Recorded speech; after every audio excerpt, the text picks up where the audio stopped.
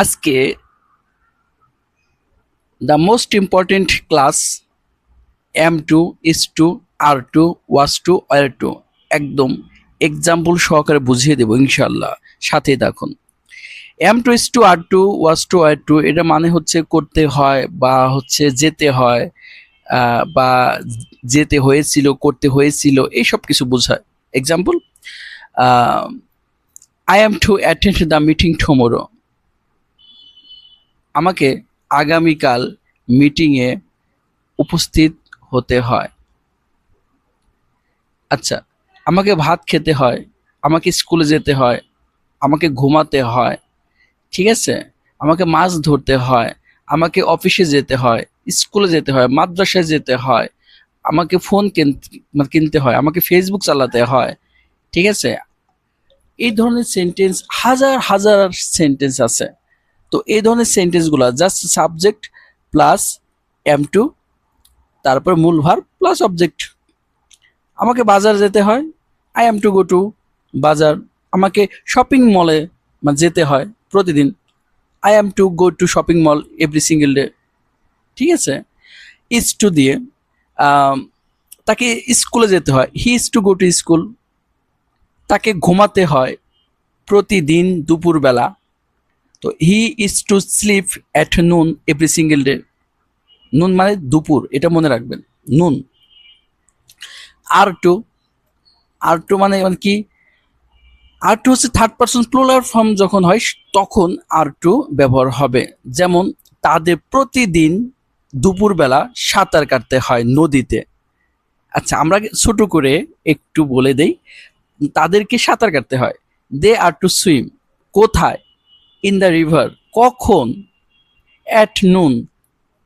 Every single day অথবা every day, অথবা এরকম ভাবে, অথবা রেগুলারলি হয়, ঠিক আছে। এরকম অনেক কিছুই আছে।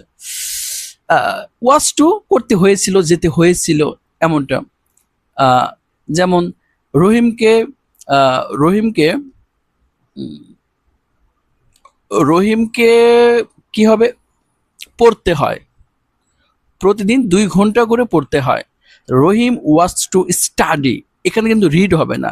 রিড এবং স্টাডির ভিতরে কিন্তু ডিস্টেন্স আছে, পার্থক্য আছে। এটা নিয়ে আমি একটা ভিডিও বানাবো ইনশাল্লাহ। তো আপাতত আপনারা study, Rahim was to study every single day early in the morning. Okay, তারপরে হচ্ছে ওয়ার টু মানে হচ্ছে তারা বা হচ্ছে আমরা, এটাও হচ্ছে একমাত্র প্লুরাল ফর্ম, উই এবং দে, অথবা যে কোনো নাম বোঝাবে একের অধিক, ঠিক আছে। আচ্ছা, we were to start the program, আমাদের অনুষ্ঠানটি শুরু করতে হয়েছিল। তো আশা করি এই ধরনের যে M2 is to R2 was to were to নিয়ে আর কখনোই সমস্যা হবে না। এখন শুধু আপনি প্র্যাকটিস করেন, জাস্ট প্র্যাকটিস, প্র্যাকটিস অ্যান্ড এখন শিখবো, then have you will be promoted, has ইনশাআল্লাহ। এটার মানে কি? হ্যাভ, হ্যাজ, এটার মানে হচ্ছে আছে, এটা বোঝায়, তাই না। আবার হ্যাভ হ্যাজ মানে খাওয়া, তাই না। আচ্ছা, কিন্তু হ্যাভের পরে এখন কি আছে?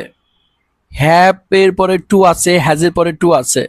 আর হ্যাভ হ্যাজ মানে আছে, এটা কোন ক্ষেত্রে ব্যবহার হবে? হ্যাভ এর পরে যদি আর্টিকেল হিসেবে এ থাকে, এ অথবা এন থাকে, সেক্ষেত্রে আছে অর্থে ব্যবহার করা হবে, ঠিক আছে। হ্যাভ হ্যাজ হ্যাড, এটার পরে কোনো আর্টিকেল আছে? নাই। কি আছে? টু আছে। তাহলে হ্যাভ টু হ্যাজ টু এটার মানে হবে হবে, অর্থ কি হবে? হবে। তাহলে এক্সাম্পলে আমরা চলে যাচ্ছি। স্ট্রাকচার কিভাবে আপনারা শুরু করবেন? দেখেন, স্ট্রাকচার দিয়ে কিন্তু কখনো মানে স্পোকেন ইংলিশ শেখা যায় না। মানে কথা যে আপনি বলবেন, আপনার মনে থাকবে না, ভুলে যাবেন।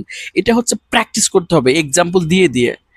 আমরা প্রতিনিয়ত এই টেন্স, আমরা ক্লাস 6 থেকে মানে 5 থেকে শুরু করছি, এখন অনেকে টেন্স সম্পূর্ণ জানে না, ঠিক আছে। তাহলে স্ট্রাকচার মুখস্থ থাকে না, আপনি যদি প্র্যাকটিস না করেন, এক্সাম্পল দিয়ে দিয়ে প্র্যাকটিস করতে হবে, তাহলেই আপনি পারবেন ইনশাল্লাহ। দেখেন, হ্যাভ টু হ্যাজ টু, আমি যদিও স্ট্রাকচার একবার বলে দিচ্ছি, সাবজেক্ট থাকবে, তারপর হ্যাভ টু হ্যাজ টু থাকবে, তারপর মূল ভার্ব থাকবে, টু এর পরে সবসময় মূল ভার্ব বসে, এই কনসেপ্টটা মাথায় রাখবেন। তারপর অবজেক্ট, যেমন I have to study everyday, আমাকে প্রতিদিন অধ্যয়ন করতে হবে, তা না হলে আমি ফেল করব। ঠিক আছে, ভালো ছাত্ররাই কাজ করে থাকে। তাহলে হ্যাভ টু মানে হবে, স্টাডি মানে কি অধ্যয়ন করতে হবে প্রতিদিন। ঠিক আছে, তারপরে দেখেন we have to finish our work, আমাদের আমাদের কাজ শেষ করতে হবে। You have to follow the rules, তোমাদের নিয়মগুলো অনুসরণ করতে হবে। You have to leave now, you have to leave now, তোমাকে এখন যেতে হবে। আই হ্যাভ টু গো, আমাকে এখন যেতে হবে। ঠিক আছে, তো হ্যাভ টু গেল, এবার আসুন has to. She has to go to school, তাকে স্কুলে যেতে হবে, তাকে ধান কাটতে হবে। He has to cut the paddy in the field. ঠিক আছে, তো হি সি একই। তারপরে যেটা আছে it, it has to be done on time, এটা যথাসময়ে করতে হবে, কারণ ইট হচ্ছে সম্পূর্ণ বস্তুবাচক বাক্য, সাবজেক্ট, যার কারণে এখানে প্যাসিভ করা হয়েছে, কারণ ইট দিয়ে সাবজেক্ট সম্পূর্ণভাবে কাজ আদায় করা হয় না, যার কারণে এখানে ইট প্যাসিভ। ঠিক আছে, প্যাসিভ হওয়ার কারণে টুর পরে বি, তারপরে V3 যোগ করা হয়েছে। ইট has to be done on time, এটা যথাসময়ে করতে হবে। এইবার যেটা নিয়ে আলোচনা করব সেটি হচ্ছে খুবই পছন্দনীয় অনেকের, লাইক। লাইক মানে পছন্দ করা, লাভ মানে ভালোবাসা অথবা ভালোবাসি। উইশ মানে কি? উইশ মানে হচ্ছে ইচ্ছা পোষণ করা, ইচ্ছা।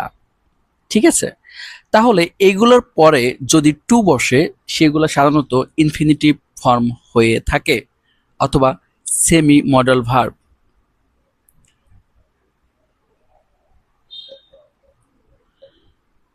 Like to, love to, wish to. Structure বলে দিচ্ছি, সাবজেক্ট থাকবে, তারপর লাইক টু অথবা লাভ টু অথবা উইশ টু, তারপরে মূল ভার্ব। আমি বারবার বলে দিচ্ছি টু এর পরে সব সময় মূল ভার্ব হয়ে থাকে, তারপর অবজেক্ট বসিয়ে দেবেন। Example, I like to read books, আমার বইগুলো পড়তে, আমি আমি বইগুলো পড়তে পছন্দ করি। আমি খেলতে পছন্দ করি, কি হবে? আমি খেলতে পছন্দ করি। I like to play football, cricket, hockey etcetera, যে কোনো একটা আপনি দিতে পারেন। আমি বাজারে যেতে পছন্দ করি বাবার সাথে। I like to go to bazaar with my father every single day. ঠিক আছে, তারপরে তারপরে আর কি হয়? আমি বই পড়তে পছন্দ করি। I like to study my books. আমি পত্রিকা পড়তে পছন্দ করি। I like to read news paper অথবা ম্যাগাজিন। ঠিক আছে, লাভ টু, লাভ টু, আচ্ছা থার্ড পারসন সিঙ্গুলার নাম্বার যদি হয় সেই ক্ষেত্রে এস যোগ করতে ভুলবেন না। আচ্ছা, সে ভ্রমণ করতে ভালোবাসে। She loves to travel, travel মানে ভ্রমণ। আর কি আছে? সে খেতে পছন্দ করে বা খেতে ভালোবাসে। শি লাভস টু ইট, সে খেতে পছন্দ করে। আচ্ছা, তারপরে এখানে এখানে একটা আমি যদি হ্যাপ দিই, হ্যাপ মানে কিন্তু খাওয়া আমার, কারণ হ্যাপ মানে খাওয়া, এটা যদি আপনি না জেনে থাকেন হ্যাপের একটি ভিডিও আছে, ওইটা আপনারা দেখে নিতে পারেন। সে খেতে পছন্দ করে, she loves to have, she loves to have, সে খেতে পছন্দ করে। ঠিক আছে, আচ্ছা, সে স্কুলে যেতে, সে স্কুলে যেতে ভালোবাসে। She loves two go to school. ঠিক আছে, সে স্কুলে যেতে ভালোবাসে। সে কথা বলতে ভালোবাসে। She loves to talk with another person অথবা with teachers, with parents, with friends. ঠিক আছে, তারপর উইশ টু। এবার আসেন উইশ, উইশ মানে ইচ্ছা করা। আমার শিক্ষক হতে ইচ্ছা করে, আমার শিক্ষক হতে ইচ্ছা করে। সেই ক্ষেত্রে আপনার যখনই ইচ্ছা করে এই এই কনসেপ্টটা যখন চলে আসবে মাথার ভিতরে, তখনই আপনি উইশ টু দিয়ে সেন্টেন্স মেক করতে পারবেন।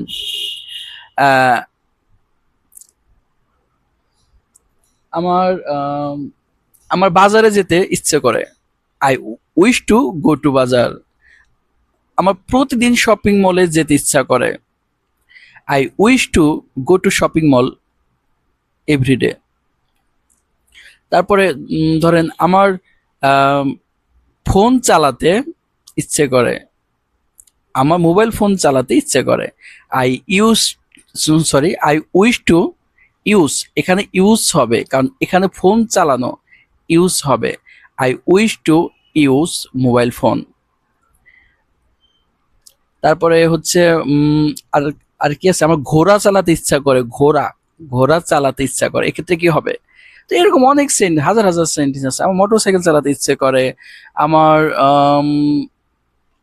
আমার কথা বলতে ইচ্ছে করে, আমার গান শুনতে ইচ্ছে করে, I wish two Singh a song. আমার মোটরসাইকেল চালাতে ইচ্ছে করে, আই উইশ টু ড্রাইভ হবে, কি হবে, সরি, মানে ড্রাইভ হবে শুধু একমাত্র যে স্টিয়ারিং যেগুলা গাড়ি আছে সেই ক্ষেত্রে হবে ড্রাইভ, কিন্তু মোটরসাইকেল, ঘোড়া, সাইকেল এক্ষেত্রে রাইড হবে। এটা কখনোই ভুল করবেন না, ঠিক আছে? ভুল করলেই শেষ। তাহলে মোটরসাইকেল, সাইকেল, ঘোড়া এক্ষেত্রে রাইড। তাহলে I wish to ride A motorcycle, A horse. এখন যেটা নিয়ে আলোচনা করব, বাইসাইকেল হচ্ছে ডেয়ার, নিড, অট, এগুলোর সাথে যখন টু বসানো হবে তখন ইনফিনিটিভ অথবা সেমি মডেল ভার্ব হিসেবে যুক্ত হয়ে যায়। আর স্ট্রাকচার একই রকম, সাবজেক্ট থাকবে, তারপরে ডেয়ার টু অথবা নিড টু অথবা অট টু, তার সাথে মূল ভার্ব থাকবে প্লাস অবজেক্ট অথবা এক্সটেনশন। এখন আমি বলে দিচ্ছি অর্থ কি কি। ডেয়ার মানে হচ্ছে সাহস, সাহস। নিড মানে প্রয়োজন, দরকার। অট এটা হচ্ছে বাধ্য বোঝায়, ঠিক আছে? বাধ্যবাধকতা, অট। এক্সাম্পল, এক্সাম্পল এখানে মাত্র 3টা আছে, আপনারা চাইলে অনেক অনেক এক্সাম্পল আপনারা নিজে থেকে চেষ্টা করতে পারেন। তো দেখেন, আপনি যদি প্র্যাকটিস না করেন তাহলে কিন্তু সম্ভব না, প্র্যাকটিস করলে সবই সম্ভব, ঠিক আছে? অনেক অনেক প্র্যাকটিস করতে হবে। ডেয়ার টু, ডেয়ার টু মানে হচ্ছে সাহস আছে, যেমন তার সাহস আছে, তার সত্য কথা বলার সাহস আছে, সেক্ষেত্রে কি হবে? He dares to speak the truth. মনে রাখবেন, হি, শি, ইট এগুলো থার্ড পারসন সিঙ্গল নাম্বার, এগুলোর ক্ষেত্রে ভার্বের সাথে এস অথবা ইয়েস যোগ করতে হবে। তারপরে আমার আমার জঙ্গলে যাওয়ার সাহস আছে, I dare to go to jungle অথবা ফরেস্ট, ম্যানগ্রোভ ফরেস্ট। ওকে, আমার রাতে একলা যাওয়ার কি একলা যাওয়ার সাহস আছে, I dare to go to outside at night alone. Need to প্রয়োজন, দরকার। আমার একটি ফোন কেনা দরকার বা ফোন কেনা প্রয়োজন, I need to buy a mobile phone, I need to buy a bicycle, ঠিক আছে? আমার কঠোর অধ্যয়ন করা প্রয়োজন, I need to study hard. তোমার কঠোর অধ্যয়ন করা প্রয়োজন, you need to study hard, ঠিক আছে? তোমার এখন ওইখানে যাওয়া দরকার, you need to go to there. যদি বলি এখন, ওই ক্ষেত্রে মানে রাইট নাও অথবা নাও এগুলো বলতে পারেন। তোমার এখন স্কুলে যাওয়া দরকার, you need to go to school right now. Okay, তোমার এখন বাড়ি যাওয়া দরকার, you need to go go home. এখানে গোর পর কখনো, গোর পরে কখনো টু হবে না, হোমের আগে কখনো টু হয় না। You need to go home right now, ঠিক আছে? আর যদি হাউস দেন সেক্ষেত্রে গো টু হাউস এটা দিতে পারেন। অট টু বাধ্য, we ought to help the poor. আমরা গরিবদেরকে সাহায্য করতে বাধ্য। দেখেন, গরিবদেরকে যদি সাহায্য না করেন তাহলে গরিবরা কোথায় যাবে? সেক্ষেত্রে we ought to help the poor. ঠিক আছে? We ought to respect our teachers. আমাদের শিক্ষকদের সম্মান করতে আমরা বাধ্য। এই হচ্ছে সেমি মডেল ভার্ব অথবা ইনফিনিটিভ ফর্ম। তো আজকের এই ভিডিওটি যদি কিঞ্চিত পরিমাণ হলেও যদি শিখতে পারেন অথবা আপনার জীবনে উপকার হিসেবে আসছে, তাহলে প্লিজ লাইক, কমেন্ট অথবা সাবস্ক্রাইব করতে ভুলবেন না প্লিজ।